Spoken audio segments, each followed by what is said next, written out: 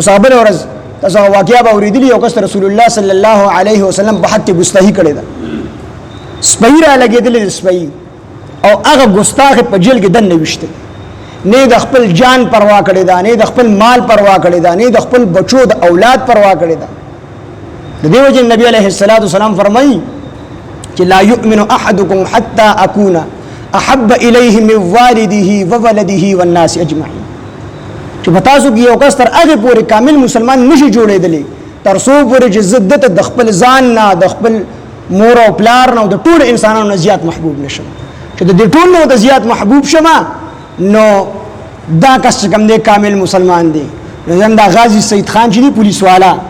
دا کامل مسلمان دی چې د رسول الله صلی الله علیه وسلم د پلار او د مور او د بچیانو د خځې ټول محبتونه قربان کړ خپل ځان مرګ ته حواله کو مرګ ته خو د نبی علیه السلام ناموس چې کوم دی بچ کو سات د دیو جن ورشا کشمیر رحمه الله لیکلی دي چې حدیث پڑھول لوی خدمت دی حدیث پڑھول لوی خدمت دی تبلیغ کول لوی خدمت دی دا ټول په خپل لوی کارونه دي خو د ختم نبوت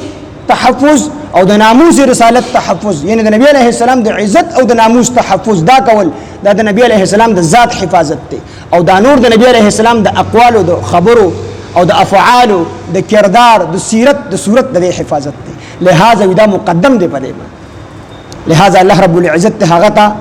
چې کوم دی دنیا کې خوشاله ورکی او الله رب العزت زر تر زر رهاږي او اغبل خو الله پاک انجام ته ور ورس